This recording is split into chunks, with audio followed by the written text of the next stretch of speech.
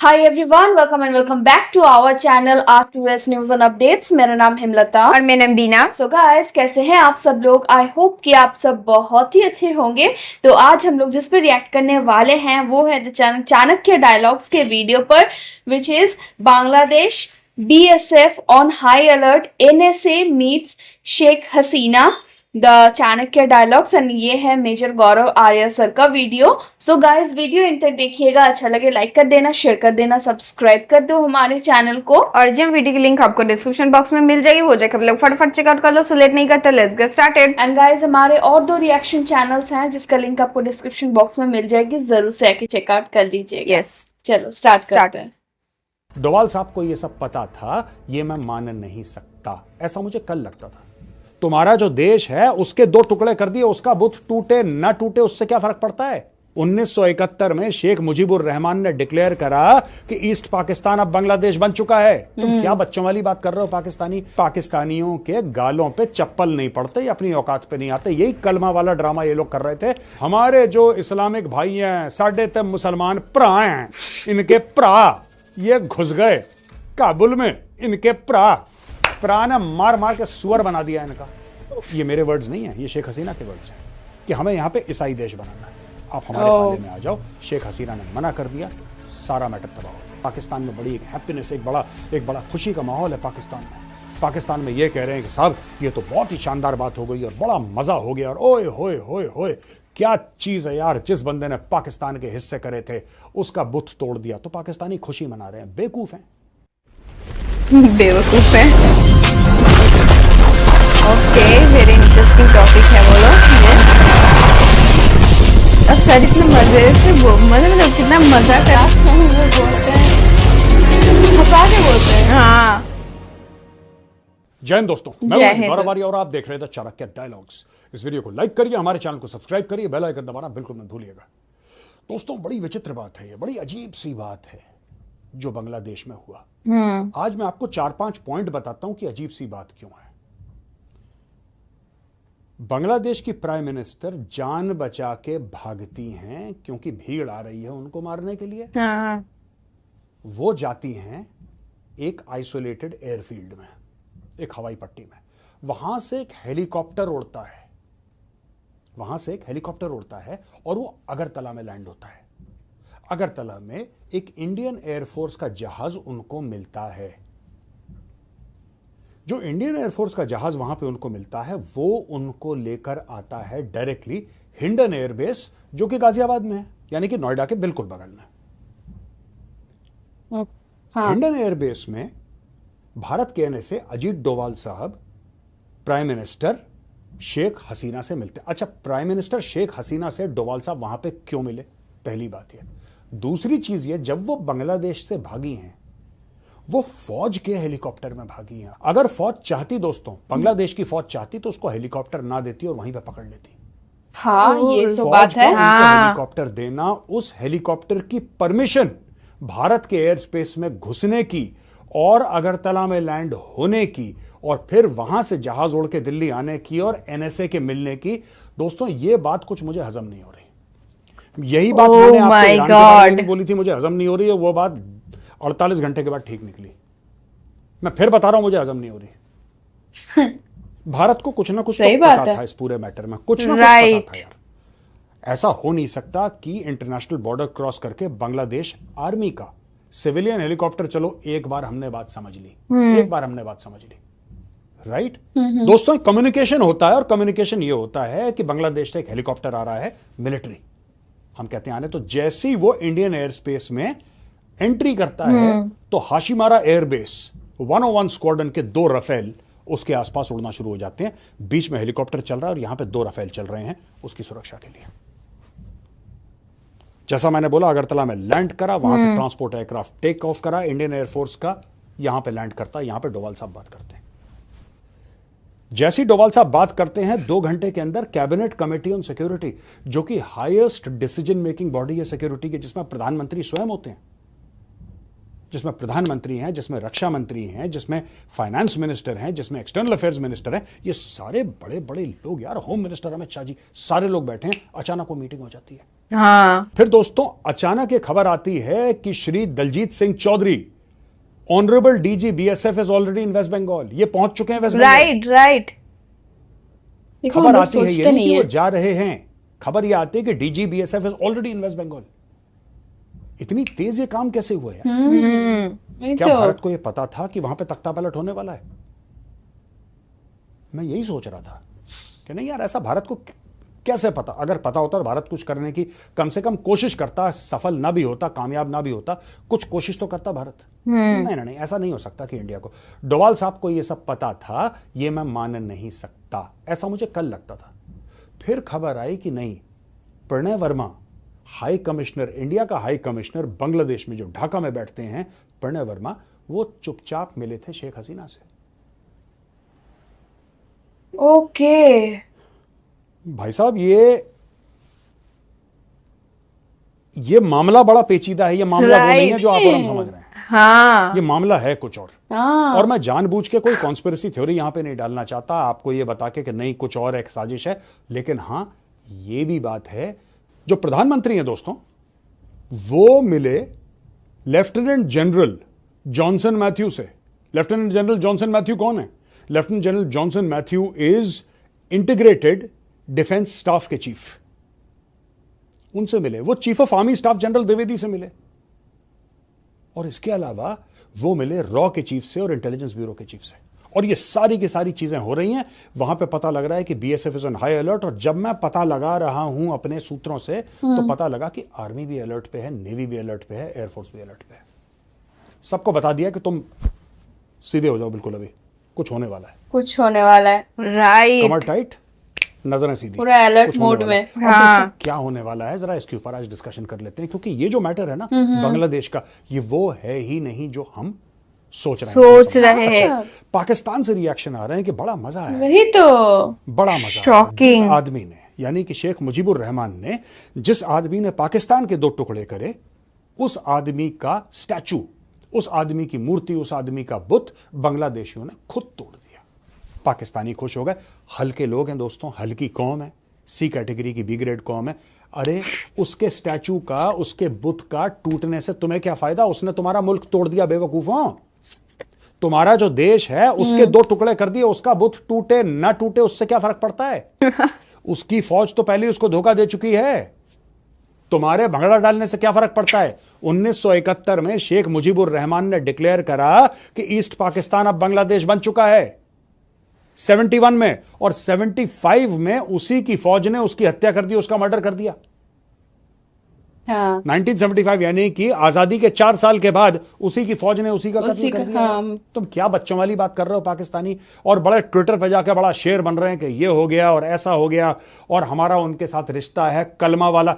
जब तक पाकिस्तानियों के गालों पे चप्पल नहीं पड़ते, या अपनी औकात पे नहीं आते, यही कलमा वाला ड्रामा ये लोग कर रहे थे जब अफगानिस्तान के अंदर तालिबान घुसे थे। यही पाकिस्तानी थे, यही पाकिस्तानी पंजाबी, यही मोटे लाहौरी, यही अपनी ऐसी की तैसी करवा रहे थे दोस्तों, जब ये कह रहे थे ओ हो, वो भी अगस्त का महीना था, दैट वाज 15 अगस्त, ठीक है जी। ओहो, बड़ा मजा आया। हमारे जो इस्लामिक भाई हैं, साढ़े ते मुसलमान भरा हैं, इनके भरा ये घुस गए काबुल में, इनके भरा, इनको बड़ा मजा आ रहा था कि हमारे भरा काबुल घुस गए। भरा ने मार मार के सुअर बना दिया इनका। और यही बांग्लादेश से, देखो मैं आपको बताता हूं दोस्तों, इसमें कई सारी स्टोरियां हैं बीच में, कई सारी स्टोरियां। भारत को क्या करना चाहिए मैं आपको बताऊंगा, लेकिन सबसे पहले हमने कल डिस्कस करा था चाइना का रोल। हमने मोंगला पोर्ट के बारे में बात करी थी, हमने तीस्ता रिवर के बारे में बात करी थी। कुछ समय पहले, 1-1.5-2 महीना पहले, शेख हसीना को पता था कि कुछ गड़बड़ हो रहा है। और दोस्तों, इसमें अमेरिका का भी हाथ है। राइट। कहते हैं गोरा बंदा आया मेरे पास। अच्छा, ये 2 महीने पहले, 1.5 महीने पहले बता रही है Sheikh Hasina. She is saying about 1.5-2 months back, she is saying this, and she says कि एक गोरा बंदा आया था और उसने बोला कि म्यांमार से कुछ जमीन लेंगे, कुछ हम बांग्लादेश से लेंगे, और यहां पे हमें एक क्रिश्चियन कंट्री बनानी है। ये मेरे वर्ड्स नहीं है, ये शेख हसीना के वर्ड्स। राइट। कि हमें यहां पे ईसाई देश बनाना है। वो काहे के लिए बनाना है भाई? वो कौन था गोरा? शेख हसीना ने नहीं बताया, उसने ये बता दिया गोरा था। और गोरे ने यहां तक बोला है शेख हसीना को कि मैडम प्राइम मिनिस्टर आप हां बोल दो तो आपके चुनाव में और आपके रूलिंग में इस पूरी प्रक्रिया में कोई नुकसान नहीं होगा आपको, आप सेफ हो, आप चिंता मत करो, आप हमारे पाले में आ जाओ। शेख हसीना ने मना कर दिया, सारा मैटर तबाह हो गया। बस क्लू सारा देके मैटर रख तबाह दी हो गया थी। दोस्तों। हाँ और वहां पे ब्रेकआउट कर गई एंटी हिंदू राइट्स। राइट। जिसको काटो, जिसको जलाओ, जिसको मारो, ये बांग्लादेश में चल रहा है। अच्छा, आई एम सरप्राइज्ड। मैं एक और सवाल पूछना चाहता हूं, वहां पे इतने हिंदू मार दिए। मैंने एक बात नोट करी है कि 57 मुस्लिम कंट्रीज हैं, कहीं पे भी ढंग की डेमोक्रेसी नहीं है। मैं आपको बता रहा हूं, तो मैं ये जानना चाह रहा हूं आप लोगों से, प्लीज कमेंट में लिखिए। कोई बांग्लादेशी हैं वो भी कमेंट में लिखिए, जो पाकिस्तानी हैं आपको लिखना आता है तो आप भी लिख दीजिए, नहीं लिखना आता कोई बात नहीं। सुनिए, मैं आपसे ये पूछना चाह रहा हूं यार कि क्या ऐसा है मैटर कि कोई भी इस्लामिक कंट्री में डेमोक्रेसी कभी ढंग से पनप नहीं पाई, और ऐसा क्यों है? ऐसा क्यों है, मैं ये जानना चाह रहा हूं। Even Indonesia which is the largest Muslim country, उसमें भी आई थिंक 60s में कू हुआ था। आज चाहे डेमोक्रेसी हो, तुर्की में आज चाहे डेमोक्रेसी हो, तुर्की में कू हो चुके हैं। पाकिस्तान का तो बेड़ा ही गर्क है, 4-5 बार पता नहीं कितनी बार मार्शल लॉ वाला आता है, कोई डिक्टेटर आता है, उनका कॉन्स्टिट्यूशन फाड़ के अपने जूते साफ करता है, डस्टबिन में फेंक के चला जाता है। बांग्लादेश में भी आपने देखा, बांग्लादेश में तो एक साल था 70s में, आई थिंक इट वाज 75 और 79, ऐसी कोई साल था, वन ऑफ द ईयर्स। वहां पे एक साल में 4 कू हुए थे, और एक बार तो एक हफ्ते में 2 बार हुए। ये मैंने कल कवर करा था। तो मैं ये कहना चाह रहा हूं कि वहां पे हो क्या रहा है दोस्तों। ये जो सारी बातें मैंने आपको समझाई हैं कि एनएसए साहब से मीटिंग हुई, फिर chief of army staff, raw के चीफ, आईबी के चीफ, ये अपने लेफ्टिनेंट जनरल जॉनसन वहां पे थे, और ये डीजी बीएसएफ का वहां पे जाना।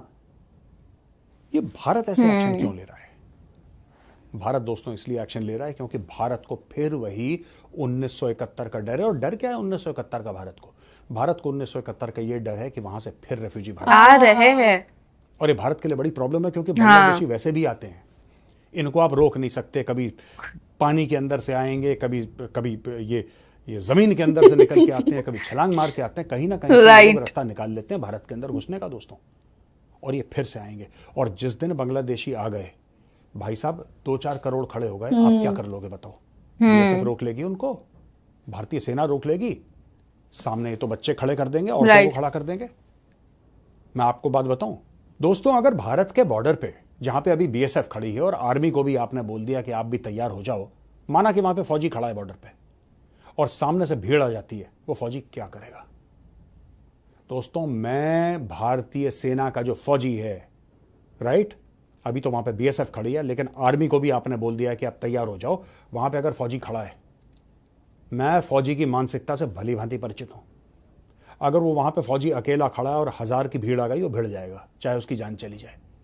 लेकिन दोस्तों, अगर सामने किसी ने 3 बच्चे खड़े कर दिए ना, 3 बच्चे खड़े कर दिए और औरतें आके खड़ी हो गई, तो फौजी कुछ नहीं कर पाएगा। सही बात है। समझ रहे मैं क्या आपसे बोल रहा हूं? और यही होने वाला है वहां पे।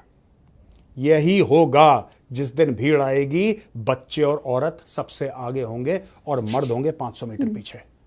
और वो जो फौजी है ना, वो फौजी अपना हथियार बिल्कुल कोने में रख देगा, वो कहेगा मैं इनके ऊपर गोली नहीं चला सकता। इनको ये बात पता है, इनको ये बात पता है दोस्तों। तो दोस्तों, आज की तारीख में पाकिस्तान में बड़ा जश्न मनाया जा रहा है। पाकिस्तान में बड़ी एक हैप्पीनेस, एक बड़ा खुशी का माहौल है पाकिस्तान में।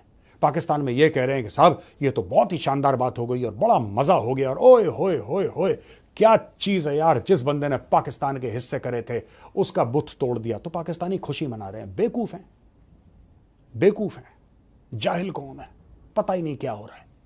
ठीक है, अभी तो गेम शुरू हुआ है यार, अभी तो गेम शुरू हुआ है। हमने क्या करा था?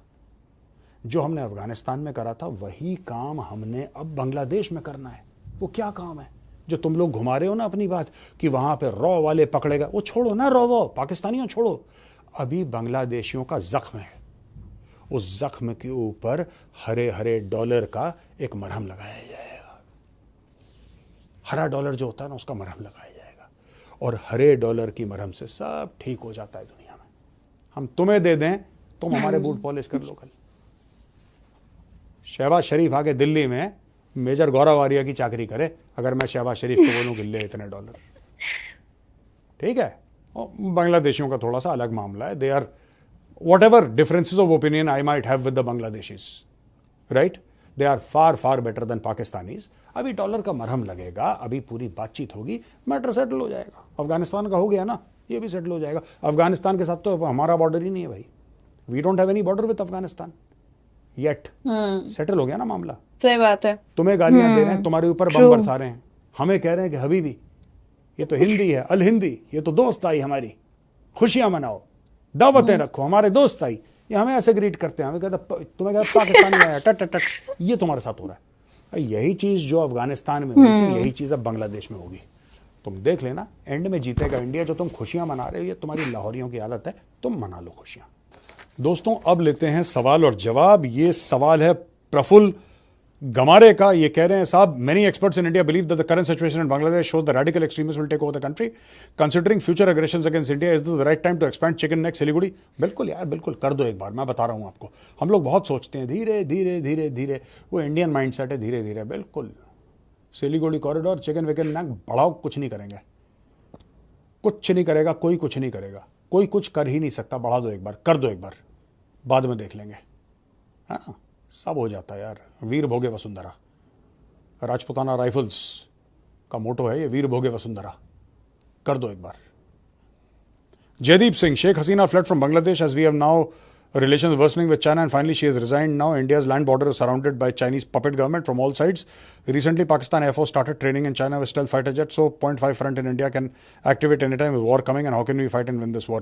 जयदीप सिंह, ये तो मैं बहुत टाइम से कह रहा हूँ कि चाइना के साथ लड़ाई होगी आपकी. आज नहीं तो कल, नहीं तो 5 साल, नहीं तो 10 साल में आपका और चीन का टकराव होगा. ये लिख के रखो. इसलिए बहुत जरूरी है, इसीलिए बहुत जरूरी है कि जो 1.9 पे हम लोग अटके हुए हैं ना जीडीपी के, बजट मेक इट 3.5. राइट. मैं बता रहा हूं आपको, 3.5 का बजट आप रखिए. और अगर बहुत ज्यादा आपको लग रहा है कि नहीं बिल्कुल तवज्जो देनी देनी है आपको फौज को, तो 4% भी करो, कोई दिक्कत नहीं है. आपको करना पड़ेगा. आप टाल दो इसको, कोई बात नहीं, आप टाल सकते हो तो टाल दो, लेकिन इससे होने जाने वाला कुछ नहीं है. नुकसान देश का ही है. इसीलिए ये लड़ाई होगी. बात सिर्फ ये नहीं है कि बांग्लादेश से भी सराउंडेड है, इससे भी सराउंडेड है. बात यह है कि आपकी लड़ाई होगी, और आपकी लड़ाई चीन से होगी, और आज नहीं तो कल, नहीं तो 5 साल के बाद होगी. ये बात तय है.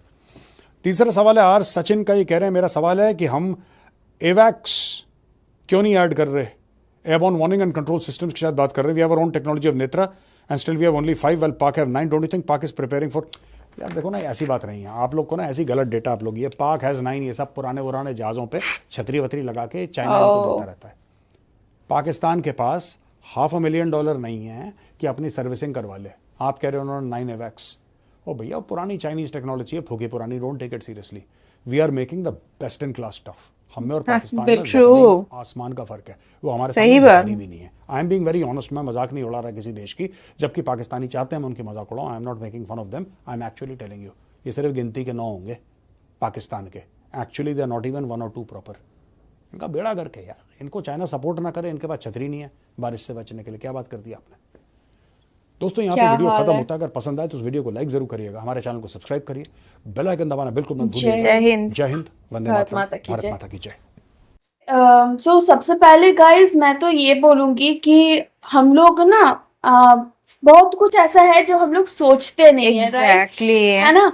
एंड यू नो सर अपना पॉइंट ऑफ व्यू से जो बताया, ट्रूली हम लोग गए, जब हम लोग को जो पता चला था कि उनको 45 मिनट्स का टाइम दिया गया था एंड उनको उसी में से अपना पीएम पद से रिजाइन करना था, और उनको ऐसा टाइम दिया गया था कि आप रिजाइन करके निकल जाओ, है ना.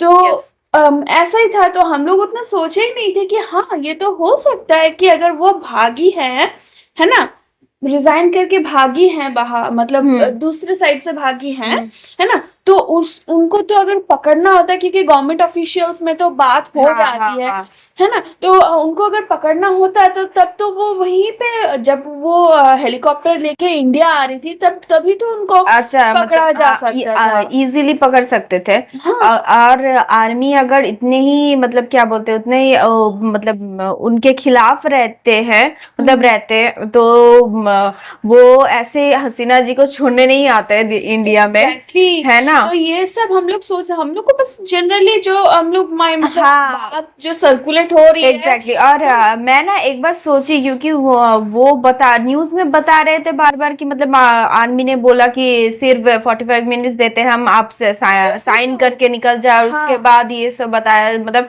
ये सब भी बात हो रहा था कि मतलब ये बहुत बार बांग्लादेश में आर्मी को होने की बात हुई है। सो ये सब में ना वो रियल बात मतलब छुप के रह गया है ना। सो मैं exactly. मेरे दिमाग में एक बार आया था कि मतलब आर्मी ही हसीना जी को दे रहे हैं कि आप अपने हेलीकॉप्टर, आर्मी हेलीकॉप्टर लेके आप वहां पे चले जाओ, है ना।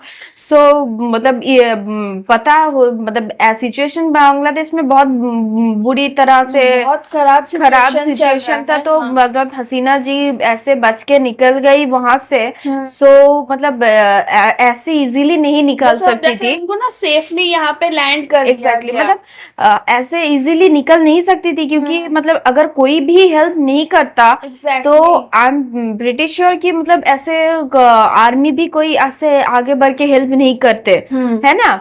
तो मतलब इधर आर्मी हेल्प नहीं कर रहे, किसी मतलब किसी को रोक नहीं रहे। पब्लिक प्रोटेस्ट जो कर रहे, पार्लियामेंट में घुस के बहुत सारे हंगामा किया ये ले, तब बहुत सारे होटल जला दिए, बहुत कुछ किए, मतलब बहुत गंदे गंदे चीज कर रहे हैं। लेकिन अगर मतलब आर्मी कहीं पे भी उन लोगों को जाके रोके नहीं है।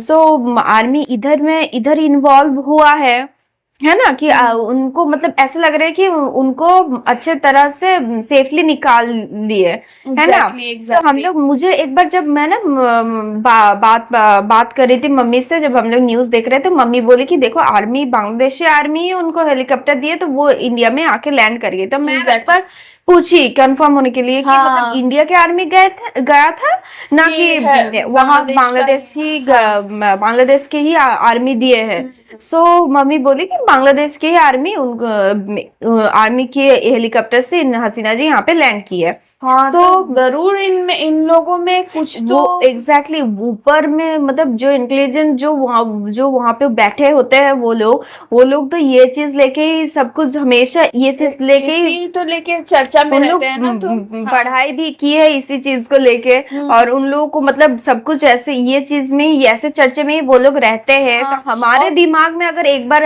आए होंगे तो वो लोग तो वो लेके बैठे होंगे। तो वो लोग तो मतलब अब हम लोग न्यूज सुन के इतना सारे सब कुछ सोच रहे थे, वो लोग तो मुझे मतलब 1 मंथ पहले से ही सोचे होंगे, है ना, कि क्या होने वाला है, क्या हो रहा है। हसीना जी को यहाँ पे वीडियो में भी सर बोले कि हसीना जी को पता था कि 2 महीना पहले से ही मतलब उनको ऐसा पता था कि ऐसा कुछ सिचुएशन हो सकता है। मतलब हुआ ना कि उस टाइम मतलब एक व्हाइट मैन आके ऐसे बोल के गए कि आप अगर नहीं देंगे तो आपके साथ मतलब ऐसे कुछ बांग्लादेश में हो सकता है। तो मतलब एक आइडिया हो गया था। और इंडिया वो व्हाइट लोग को इंडिया रोक नहीं सकते हैं। जो उन्होंने जो काम किया, बहुत बार इंडिया में भी कोशिश किए हैं काम करने के लिए। और सबसे बड़ी बात मुझे तो ये लगता है कि अंदर का क्या माहौल है, क्या सिचुएशन है, वो तो हम लोग को नहीं पता है ना। कोई गेस नहीं कर सकता, गेस नहीं कर सकती कि सडन, एंड ये भी सब भी सुन रहे कि सडनली ये सब हुआ, है ना। प्रोटेस्ट, नॉर्मल स्टूडेंट प्रोटेस्ट से और भी ज्यादा ये प्रॉब्लम हो गया जो है ना। अब तो जो हम लोग न्यूज में देख रहे हैं वो तो अब नहीं लगता वो स्टूडेंट प्रोटेस्ट रहा, अब है ना, वो तो अलग ही रूप ले लिया है। एग्जैक्टली। सो यही था वीडियो, बहुत ही इंफॉर्मेटिव था गाइस। बहुत ही इंफॉर्मेशन हम लोग को मिला, एंड सर का वीडियो तो होता ही है बहुत ज्यादा इंफॉर्मेटिव। यही था हमारा रिएक्शन। आपको कैसा लगा आप हमें कमेंट में जरूर बताइएगा। अगर यहाँ तक वीडियो देखा है, thank you so much for watching our video. अच्छा लगा लाइक कर दो, शेयर कर दो, सब्सक्राइब कर दो हमारे चैनल को। ओरिजिनल वीडियो की लिंक आपको डिस्क्रिप्शन बॉक्स में मिल जाएगी, जरूर से आके चेकआउट कर लीजिएगा। मिलते हैं नेक्स्ट वीडियो में गाइस, बाय।